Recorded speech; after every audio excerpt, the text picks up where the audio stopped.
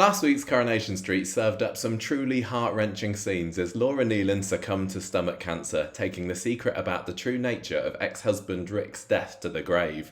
Today I'm joined by the actress behind the character of Laura, who's looking a lot less peaky than the last time we saw her on screen. I'm happy to say, it's Kel Allen. Kel, welcome to the podcast. Thank you for having me. I was just saying before, Georgia and good old Charlie sing your praises. So I was like, how could I not come on and do a podcast with you all? So I'm sat here, coffee at the ready, and all good to answer some questions. That's good. I've got my Red Bull this afternoon. I'm a little bit tired as well. We'll get through this. It's very nice to have you. It's lovely to get in touch with you and have a chat with you this afternoon. Looking forward to this. It's been the highlight of my day today. Oh, thank you. Been running around and I thought, do you know what? I'm excited just to sit down, have a minute, put my feet up and have a good old chat. That's the plan. That's what we will do. That's what we'll do. So those were some pretty intense scenes last Friday, weren't they? When Laura died and Kelly arrived at the hospital too late. How have you found the viewers' reaction to it? Oh my days, let me just turn this on mute or else it'll just keep pinging. You know what? The viewers' reactions, they've been so positive and just so lovely. Everyone has been stopping me just to say how amazing that they found the episode, that they were sobbing, or that they were crying. It really touched home. And I think for me, one of the big things, I was an emotional wreck, and it wasn't over the scenes that were going out. I knew that these were coming and they were upsetting. And yes, part of that was because it was saying like goodbye to Laura. But I think for me, it was the messages. It was the direct messages that I was getting from viewers that were telling me, you know, that they never got to see their family members because of COVID. They never got to say goodbye to them. I've had a lot of people reach out who've been diagnosed with like a terminal illness. And, you know, they were explaining that to the family, even off the back of the episode. They found it as a way to explain it. So it's humbling, and you know what? If anything, every time I read one, I'd start crying again. So it's like I think I might just have a moment and just watch the episode again and cry with Millie. So has it been funny having everybody like know who you are and getting in touch with you, and you know all the social media follows, going on the rain and stuff? Yeah, I think originally to start off with, like, you know, everyone has a chat with you and they're like, you know, people will stop you. And I'm like, oh no, I'll be fine. You know, I'm in and out all the time. No one will notice me. But yeah, I guess as the storylines have been going on and the time that I've been in, people just stop you for a good old chinwag, good old natter. So yeah, I've kind of got used to it more now. I think when people call me Laura a lot, or maybe say, why don't you go back and sort your daughter out? Or stay away from Adam is a married man. When I get those questions, or where's the switch to make it rain in Weatherfield, and how should flip it off to make it sunny? Those ones always throw me. But apart from that, you know, everyone, the majority of people I ever meet are so lovely. So yeah.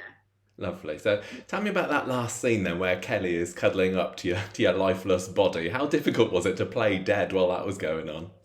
Oh, do you know what? I mean, like, this was my final scene, and normally you never film in sequence ever in soap. You might be how many episodes ahead, you know, you're to and fro in.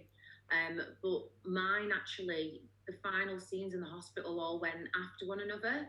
So not only did I know that, I mean, the final scene that went out with myself and Millie, that was of us talking together, the final one of us actually speaking. We were both emotional then on that one. Yeah. And then on the actual last day, I had quite a lot of scenes with Mikey.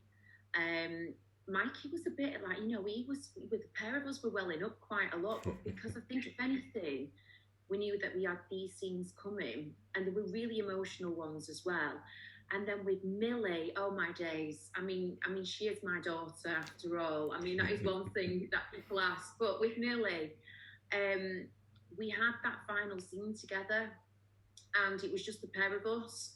And we saw, obviously, Samia and Mikey doing a lot of the cutaways where I think you see the shots of where they're hugging them in the window. And where Kelly comes running through, that was all shot separately. Yeah. I didn't want to see that. I wanted to wait to watch that when it went out, so it would be a bit of a surprise for me. But when I came back on set, Millie and I, we were just literally constantly welling up. We was like bubbling, and we were like, we need to get this scene done. What are we going to do? It's fine for Millie; she can start crying and sobbing. But for a dead person to cry, I was like, I've never seen anyone dead crying. So I think we were very emotional, and we went to dark places a lot of the time, pulling on those emotional experiences, I guess, to play it. So yeah, I think we did a lot of rehearsals, a lot of practicing with cameras and everything. And we had Abe Jukes directing on that one, and everyone was honestly so amazing. We were like, we've got to try and get this done in one like shot, and very rarely do you ever do that. So we had everything in place because we knew just how emotional it was going to be, even for Millie as well. So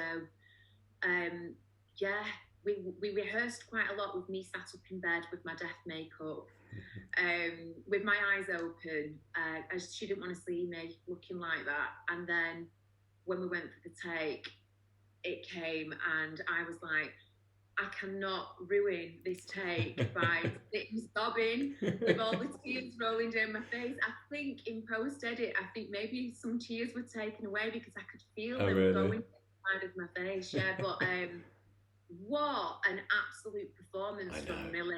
I mean, that to me, and I'm obviously biased, but that to me is Corrie award winning. It should be up there as one of the greats for an award. Or she definitely deserves it. Yeah, we've got quite a young star in the making there, haven't we, in Millie? Oh my days, 1,000,000%. And I say this every time, and I will tell anybody this. She is by far the most talented young performer I've ever worked with, that I've ever had the privilege of working with. She is literally, Corrie needs to grasp onto her because she will fly, like, she'll just go literally Hollywood, wherever she wants to go. I'm sure they'll take her, and I don't think anyone will be like surprised by just the talent. Sheer talent. Yeah, you've formed quite a bond with her off screen as well, haven't you? I've been seeing you as your social media interactions and everything. Yeah, and I do say this as soon as we both met. Obviously, like there's chemistry like testing with people, and we just literally hit it off. We're always like giggling, laughing our heads off on set. We get in trouble for laughing quite a lot, actually. There was one scene. Do you ever remember when Laura's at the bedsit and Kelly's coming to visit, and they're both playing cards? I think they were playing Go Fish. Oh yeah. It's a card game. We didn't know how to play Go Fish, so someone was explaining it to us on set. Yeah, so we're sat there like going, okay. But as we was playing the card game, we had to make sure every time we went for the take that we picked the same card, so it was like the continuity. Yeah. Because we had like over camera shots and everything going on. And then one of us messed up. One would throw the cards and we couldn't catch them, and it just went wrong. And then we got the giggles. It went game over. So they just left us to it. They went on a tea break, and we still sat there harrowing, laughing our heads off for no reason. Sometimes just someone gives you that look, and then you can't come back from it. Yeah. That was us, and that's, I guess, what we're like quite a lot on set. So always laughing, belly laughing. But she genuinely is, and I say it, she's like the daughter that I've never had. I genuinely always say that about her. She's amazing. I adore her. Honestly, I do. I think the world of her. Well, Kelly's been one of Corrie's quite controversial characters recently, hasn't she? What with her involvement in Seb's death and everything. So putting your relationship with Millie to one side, do you think that Kelly can be redeemed as a character? Well, I mean, has she already been redeemed? I do, actually. I do. And I think that redemption's coming through now, I guess. Off the back of the Seb storyline, they were really intense scenes as well. And, she's been pulled into all these really big, strong ones, isn't she? But I think a lot of it, I guess, social upbringing and where she's been and her environment. She's had two parents that haven't been the best, like role models in her life, have they? And I think she tends to find herself getting into a bit of trouble and needs guidance. Yeah. I think the redemption's most certainly starting, and it's hard to say, would you find redemption from being part of a murder storyline? And was the slap enough for her to go to prison, and all of these stories. Like, people stop me in the street to ask about this, and that's questionable. Of course, it is. Did it instigate anything? But personally, I think redemption for Kelly is most definitely there, and it's starting already. And I also think there's a bit of redemption for Gary Windass at the moment as well. Oh, he can't get away with it though, can he? Can he actually get away with murder? He's been doing quite a good job so far. You're going to have to watch this space, that's all I'm going to say. So going back to those court scenes, that was that quite fun to film? Because you went away on location to do those, didn't you? Honestly, Michael, I don't know if Charlie told you this, it was the hottest. He did tell me that, yeah. If you ever saw Charlie, he was in all of his get-up, like Zora Bishop, he was in playing, what's his partner called? Sabine. Yeah, Sabine. Like, they were in all the get-up for the court scene. The wigs. Yeah, everything. All you could see was, like, sweat trickling down the side of Charlie, the back of his, like, suits and everything. But all of us literally were melting. And then you've got Millie, Georgia, you've got Maximus. Everyone was obviously at the back. And it was almost like a greenhouse, because they had this green... Sorry, they had like the window, the green window, just a window in front of them.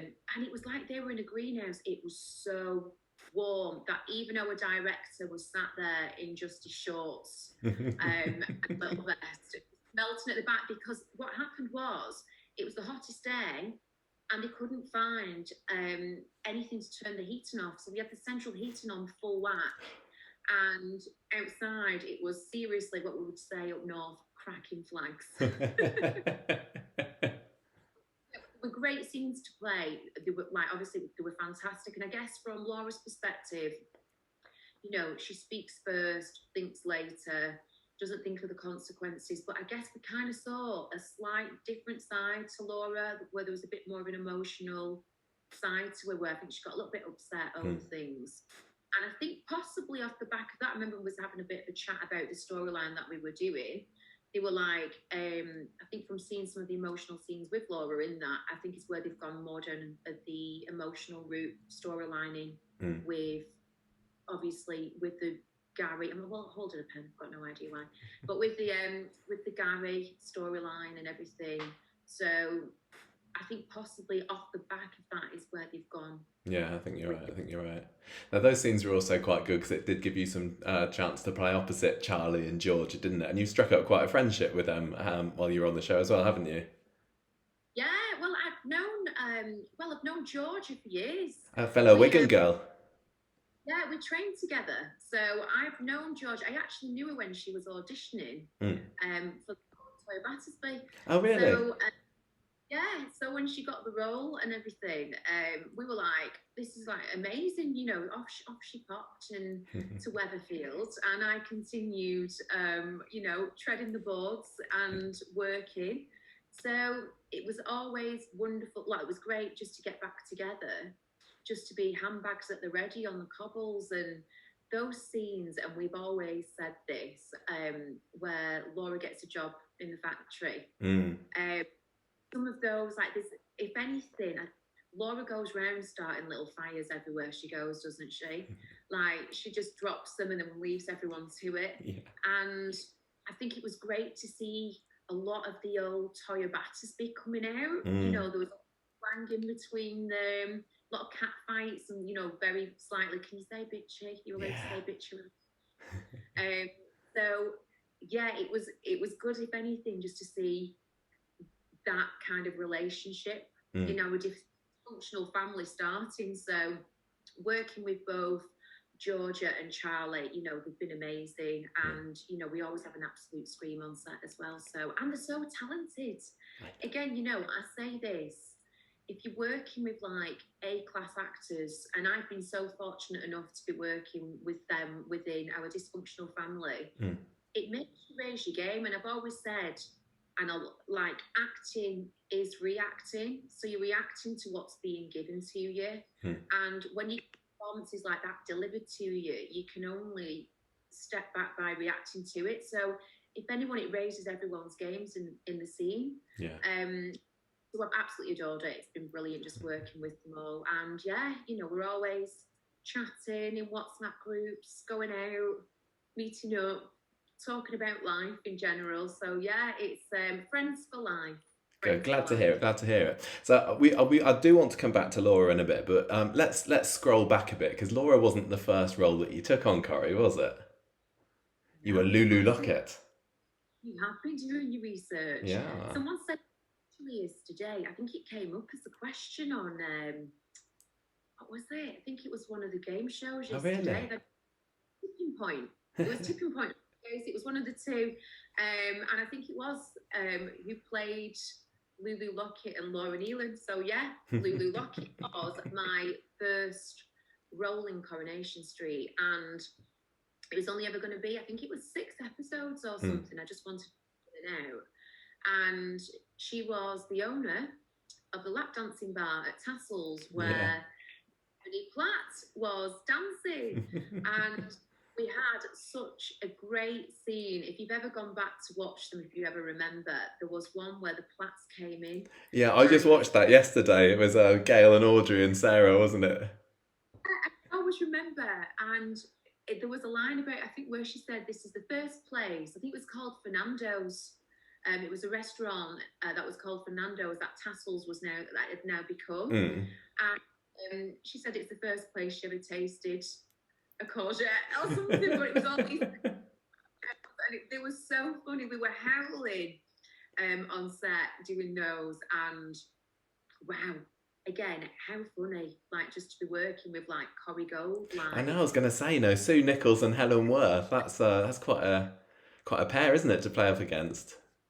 Yeah, I remember them like I don't know why I have this memory, but I remember the first thing that Sue ever said to me was like, "Do you want a rice cake?" And I was like, "Oh, I will."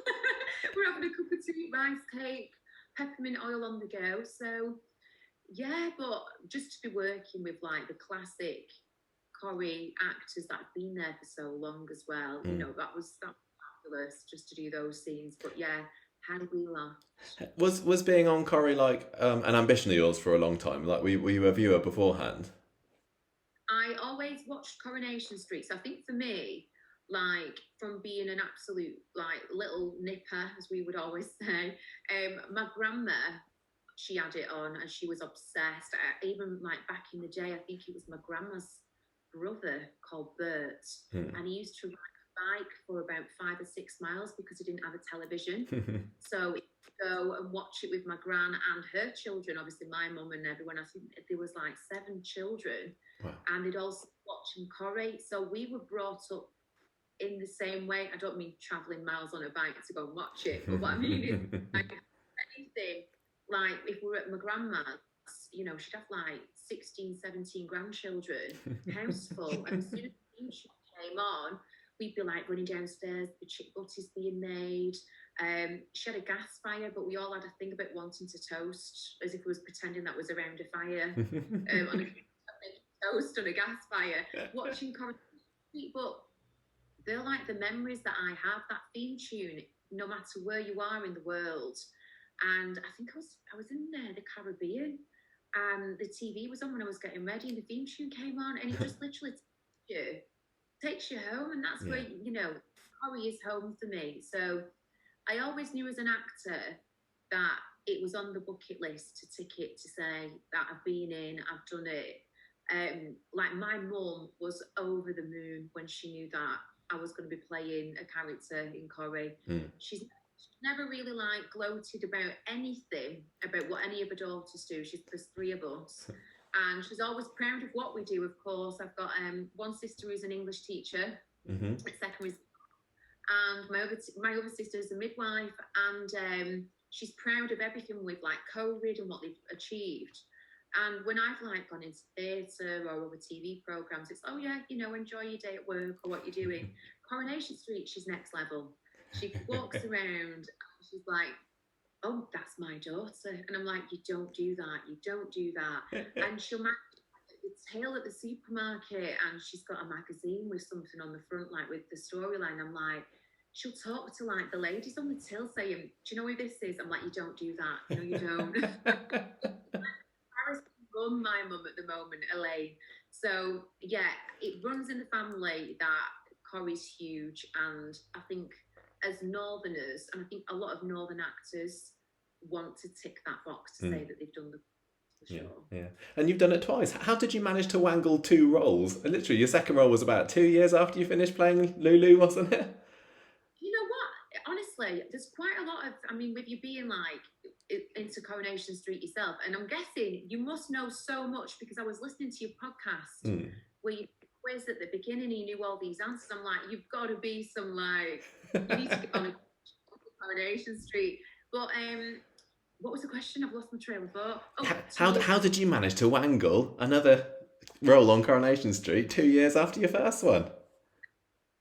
For me, there's a lot of actors that have been like on the show twice, 3 times, and I played Lulu Lockett, if I can say a name, and which is probably a great name for a soap, don't you think? Yeah. But when I did that role, I came out of it, and then I think it was just before, because you can't go back into the show. I think it's 2 years you've got to wait to go back in because of obviously viewers and the like, oh, I recognise this person, they were only in not too long back. So I actually was invited in by Jenny Radcliffe.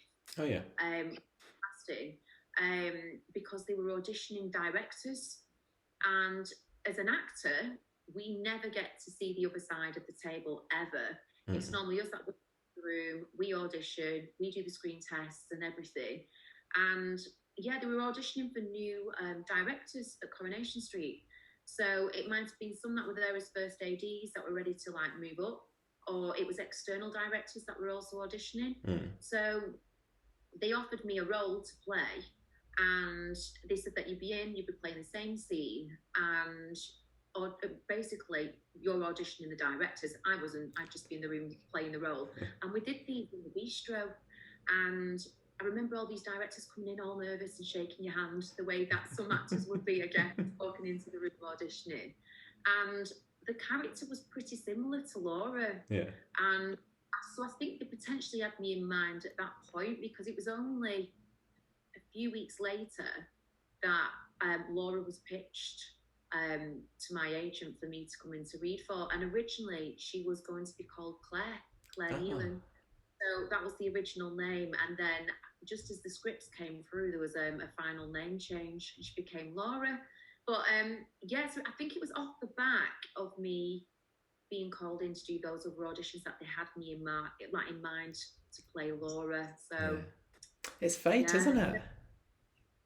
I know. There you have it. Good old Laura. Rest in peace. So Laura was obviously brought in as part of this very long-term storyline about Gary being responsible for the death of her ex-husband. So did you know when you first joined the show that you'd be coming in and out of the role for, the best part of the next 2 years? I always knew when I took the role on that, well, in fact, I didn't know just how bad of a mum that she was. I knew that she was bad, but I didn't realise, and the scenes were coming through in the scripts, I'm like, oh my days, is she really this shocking? So I always knew that I'd be coming in doing a stint. I think the first lot was probably about 12 episodes, and then I'd be back out and be doing all of these different in and out, which worked great for me as an actor with other projects. So we could work around it, which was fabulous. But then we knew that further down the line that potentially there'd be a development. None of us was sure. I think just before we was going down into COVID, I think they were going to start doing some flashback scenes with Laura Neelan and Gary Windass. I think that's the way it was originally. And then it was all changed, obviously, due to lockdown. So we knew potentially that maybe it was going to come out, but we never knew how it was going to come out and who would be responsible for finding that out.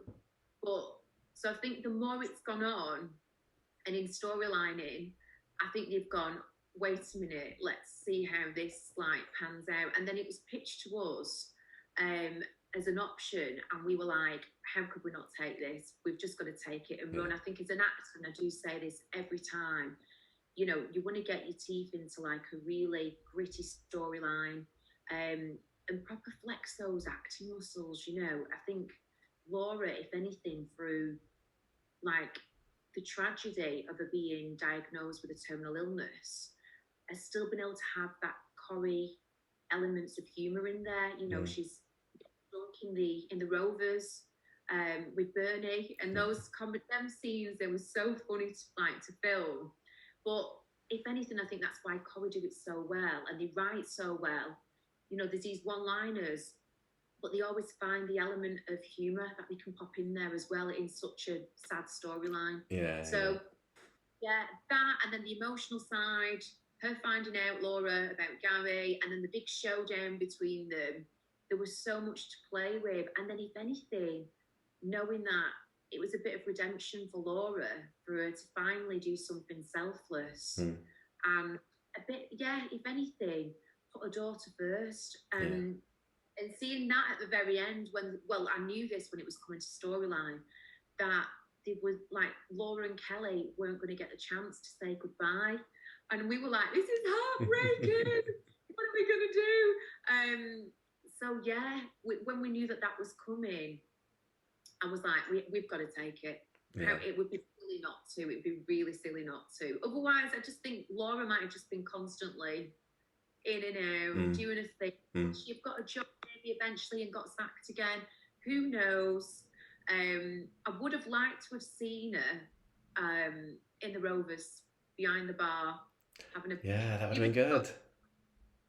Even if she got sacked and she was a cleaner or whatever, I think she would have caused a few stinkers in there, again setting these little fires as she's going along. So absolutely. Now, what you were saying about Laura having the stomach cancer, I think a lot of viewers and the characters actually thought that might have been her latest scam. Was it intentionally kept a little bit, you know, it was for us to keep guessing about whether she was actually going to have this cancer or not? Well, this was the thing, right? And I've spent so long working on Laura to make people believe she's so bad as a mother. Yeah. So I put all this effort into like making her this, like, if anything, the way she was, and the writing for her, you know, it's so effortless to make it be she's done this, you know. I mean, at one point she caught her daughter with a ring, and you all like being abandoned, leaving her with hot noodles, and like off she goes with men and comes back later on. So all this was built up, and the character had been like, if anything, such a shocking parent that when this came in with his terminal illness, I was like, you do realise that no one is going to believe Laura has stomach cancer. No one's, they'd be silly to believe it, because everyone is going to be like, this is another scam, exactly what you're saying. Yeah. She's lying. And I got so many people tagging me saying she's lying. And if anything, that was a big pressure on me when I took the storyline on, to turn the opinions of the viewer to make them actually feel for her. If anything, they come to like her, and I hope that's what we've done. Yeah, I think so. I think people did have a bit more sympathy with her towards the end. Yeah, and I think that was a huge pressure for me, and I was carrying that a lot. But I think we did our best to try and keep it undercover. I mean, we'd all speak cast together, like people were still thinking that you're like, you know, you're lying and everything, and I was like, can you believe this? Like, and it's coming out, but it was well kept under wraps, which was great. And I think the other one that was kept under wraps well was Laura taking the rap. Yes, that was a great twist. I'm so glad that twist was kept under wraps, because it can easily get out, and we were like, please don't let this go to press. And thankfully it didn't. And when it came out, if anything, that was the whole plot twist. And we were like, the responses off the back of that episode was so amazing as well, from the viewer, just to be saying, we wasn't expecting it. We really wasn't expecting it. No, I really did not see that coming. I didn't know what was going to happen. And then even towards the end, I was thinking, is she going to confess to Kelly? You know, is Kelly going to get there in time, and then Laura will say something? But he didn't get a chance. Did you think that Gary was going to be arrested by the police? Or what was your take? I think we didn't know whether, like, maybe they were going to get back and Laura was dead or something, because Gary and Maria got back from the bistro, didn't they? And there were the blue flashing lights there, and we thought, is she dead already? I didn't know, but it was great. I definitely didn't expect what happened. And that's what you want from a soap, isn't it? You want to keep the viewers on their toes. Yeah, and I mean, I guess there was 2 scenes. There was that one. I think you had to cut my sobbing out because the whole time that the policeman was speaking, I was literally, I'd already gone there. I'd started crying, and this full sob was coming. We went for a cut, and I was still going. I couldn't stop. Like as an actor, I just couldn't cut it. And I was like, I need to stop. And that one, and Millie on the very final scene. That was another one with the whole sobbing, not being able to cut and close off at the end of like when someone's shouting. At the end of that scene, we were in bed together, sat there hugging for about 10 minutes. The pair of us both crying our eyes out because it was so emotional. So there were 2 big scenes like that with full sobbing going on and not being able to close off. As actors, we were like, what are we doing? And then that evening, at the end of my final scene, I'd been crying all day long and my eyes were so puffy, and Millie obviously had been crying. The pair of us looked a right mess. Obviously, you saw what we looked like. And it was Ali Mardell's leaving do that evening. Oh, was it? And yeah, and we had to go and get, I had to take all my, obviously, like really pale makeup off. And we went across to this party, the pair of us, and we were both really like puffed up eyes, puffy face. We were like, are you two okay? We were like, yeah, we are. That's so funny. That's so funny. So, have you been told anything about how the story is going to go now, or are you just in the dark as much as the rest of us now? Yeah, I kind of know what's going on. Do you? So, yeah, there's a lot of good things to come. There are, and a lot of twists and turns. And I'm not going to say No, any don't. more than I might tell you when this finishes. I'm not joking. So, what are you going to miss the most about being on the show, would you say? I always say 2 things. The biggest one is it's the people. It's the people, the friendships and the bonds that you have. And you know, if ever you speak to anyone from like who works on Corrie, who are still there, everyone says it's like one big family, and it genuinely, it really is. Because when I was there, I'm like, there has to be some kind of gossip. What's going on? Like, and everything. But genuinely, it's a huge family, and everyone has to trust on each other to pull it together. So there's that much love amongst people, and I really will miss that day to day being in, having a gossip in the green room. And my other one, it's the canteen. I'm not going to canteen. When I got there, and I was told this: make friends with Leon, the chef, and like there's the toilets. There's the toilets. That's what you need to know. This is the canteen. That's Leon. Get friendly with Leon. And Wednesdays at the canteen, they cook. It's called steak bavette, and I've tasted steak like it. Sorry to any vegetarians or anyone who's vegan, but this chef cooks unbelievably. It's amazing, and everyone goes in on a Wednesday. Sometimes I just call in as if to say, "Oh, I've forgotten a script. So I'm just going to pop in, call past." But yeah, they're the main things that I will miss, for sure. And I think my final day, just walking down the cobbles as well and looking back on everything, you know, it's so iconic, isn't it? And I think you forget that when you're working there, but sometimes just take that little breath just to say, this is it, we're off. So yeah, the cobbles themselves and the sets, you know, they're so iconic, aren't they? Being in the Rovers and being outside the Rovers, all of those. Is there anybody that you didn't get a chance to work with that you would have quite liked to? Do you know what? Right, this is a funny one. Right, there's 2 people. Ken Barlow, most definitely. I would have loved to have worked with Ken Barlow, and I've had a lovely chat with him. He's a lovely man, is Bill. But a scene with him would have been great. Yeah. But you know what? I would have loved to have worked with the actor who plays Rick Neelan.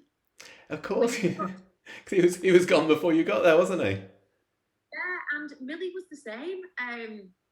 So I think it would have been great for all of us to have been working in like some scenes together beforehand, whether it after they divorced, whether it was going back to what they were like before, or family life with them.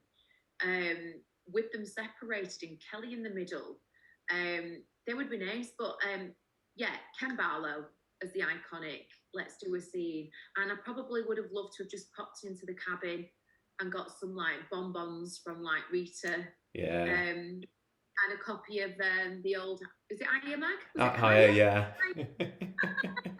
They've got Hiya and they got Chit Chat. Oh, it would have actually been the Hiya. Let's have one of those ones. Yeah. It was funny what you were saying about Rick Neelan, because did you see last night's episode and they had the picture of Rick and Kelly next to each other, like photoshopped, I think. Well, they've never been together for photographs, so yeah. Another Photoshop. But did you see the pictures of Millie? Yeah, little baby Millie. Because I think it was Millie's dad, Paul, that was sending them through to him, was working on set, and they kept coming through all these photos, and we were like, oh my days, look at you.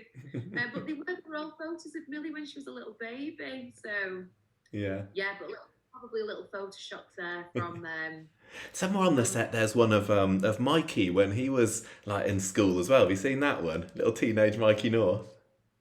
I've not seen that one. Yeah, no, it's around somewhere.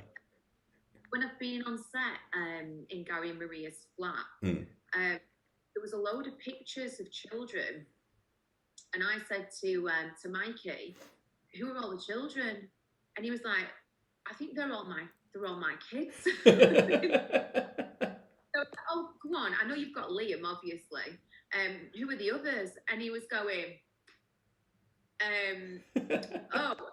I was trying to remember the name of his children, and he's got Jake. Yeah, that's right. Is there another one? Yeah, there is. I can't remember who it is either now. I got stuck with the name of the other child. I think it was that, but yeah, I was looking for photographs of him then, and some of his cast cards that he has now are still of like, I think from really early days. Oh yeah. When he joined the soap. So. Yeah, he's been in it a good long time now, hasn't he? Yeah, he's done a really good stretch, hasn't he? It surely must be coming up. I'm making this up now, but I'd be guessing probably around nearly 20 years. 20 years, do you think? No, it can't be that long. I'm gonna say between 10 and 15, I reckon. I'm gonna message him while we're talking. I guess if you ask Mikey, see if he can get back to us in time. But how long will it last? Is Gary gonna get his comeuppance? Do you reckon? Is he gonna get caught? I don't know whether the guilt's going to eat away at him, you know. He was almost ready to confess before, wasn't he? He wanted to confess, didn't he? And then, quite quickly though, I mean, did you see last night's episode about them? He wanted to know quite quickly how much money there was there. Yeah. Is that for his own gain? Or is it for Kelly? I wonder. You know, there's like other storylines developing. What will happen? Will guilt get the best of him? Will someone else find out about it? Or, you know, has Laura left something? You don't, there's all these things that potentially could happen as a storyline. I know, I want to see what happens. Well, if Kelly finds out, what's she going to be like with Gary and Maria, because they've been lying to her all this time, and because of that, she wasn't able to be with you in your final hours, was she?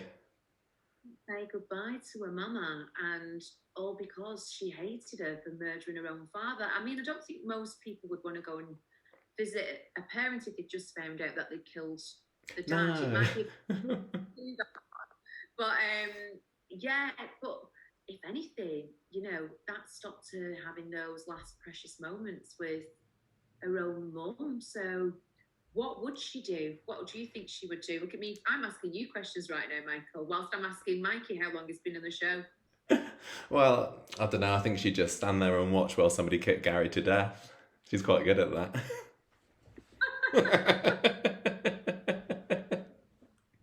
I'm saying nothing.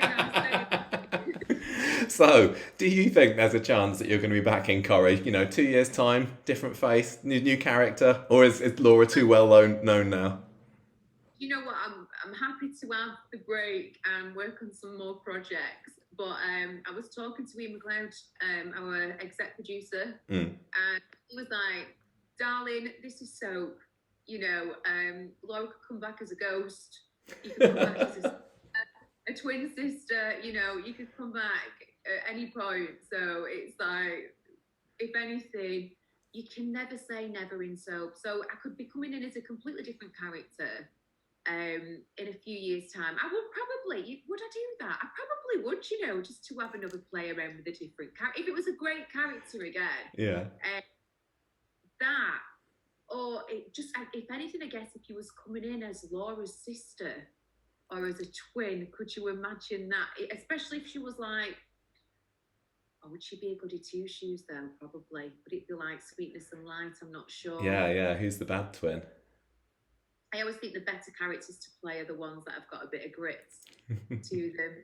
Do you want to be playing a ghost or do you want to be the one that causes a few problems? And I think, if anything, the ones that are a bit more like that, there's great character development for them, if anything, to kind of form redemption or journey, isn't there? So yeah, no, I just quite like the idea of you coming back as a ghost. It kind of reminds me. You remember at the end of the Harry Potters where Harry's mum and dad sort of appear behind him as ghosts. We like that. you and Rick behind Kelly. Could you imagine the pair of us come and visit together with the daughter? That could still happen yet at the funerals. They've not come out yet. They've not been shown, have they? No, not yet.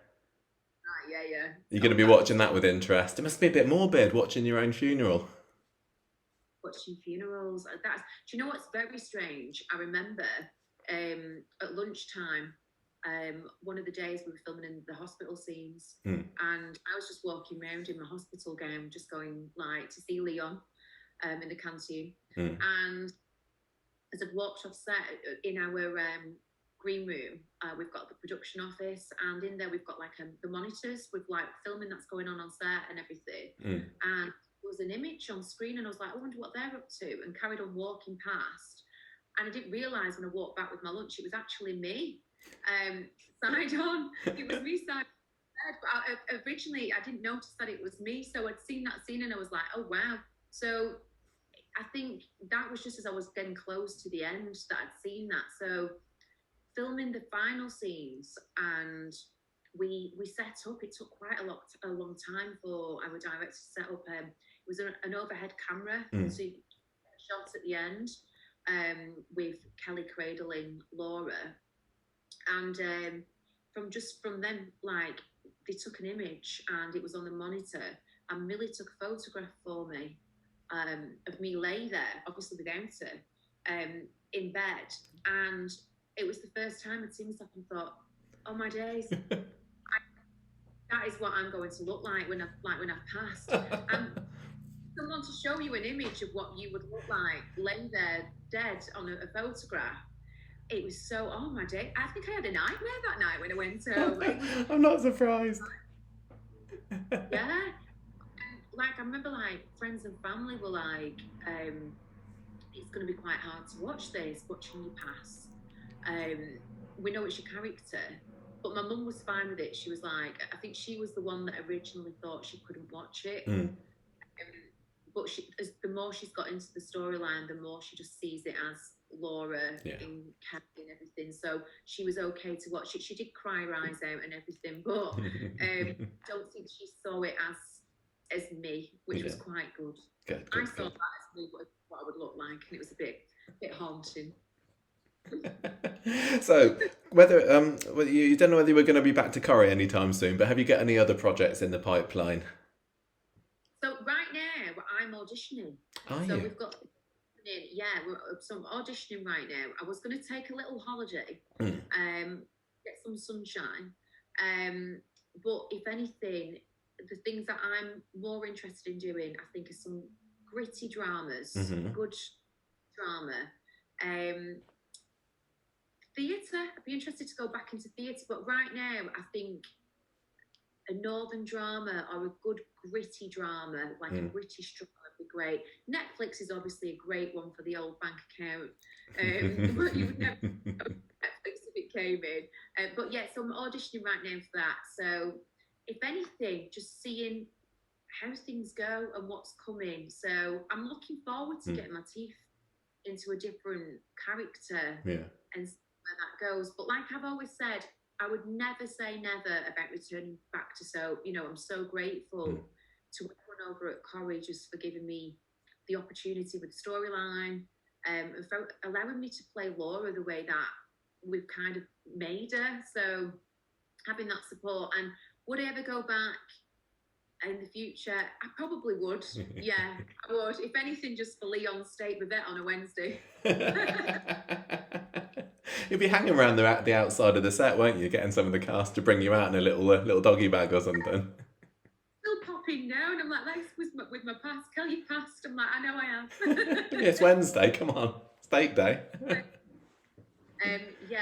So I think if anything, and drama right now, and this is one thing that I will always stand by. And some people can be quite negative towards soap.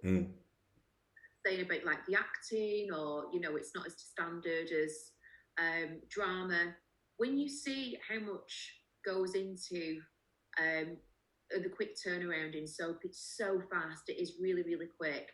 Like you could be learning, like, I don't know, you could be doing maybe anywhere between a 4, 7, 8 page scene, and you could be doing 8 or 9 scenes a day. So that's quite a lot to be learning. And in drama, I guess, like in drama, not continuing drama, you'd get a lot longer to work those scenes. I think for me, I take my hat off to anyone working in soap. There's so much talent, there really genuinely is.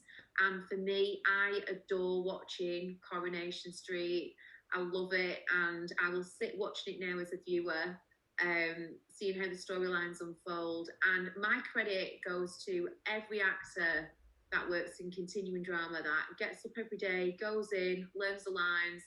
It's not an easy job. It genuinely isn't. And for me, A-class acting like that, working with the actors that I've had the privilege to work with, I'm blown away. And I've said to myself, Millie deserves an award for just the way that she is. So hats off to anyone and any actor that works in, any realm, with it being theatre, TV, drama, whatever. If anyone, for me, it's just more the opinions sometimes that you get from so yeah, I know what you mean. Yeah. Well, you know what? They just announced yesterday that the British Soap Awards are back this year. Then we're going to get our nominations for that next week, so you have to have a look out, see if Millie's name's on there.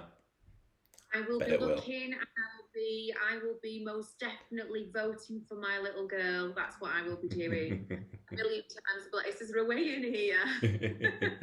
Well, September, isn't it? I think it's September. No. This one's it's like end of May, early June. Oh, is it? Yeah. I didn't realise. NTAs. Is it the NTAs? That's September time. Yeah. Confused. I'm sure she'll be up there as well. Oh, she'll be up there as well. And I'll be still screaming. Yeah. And cheering.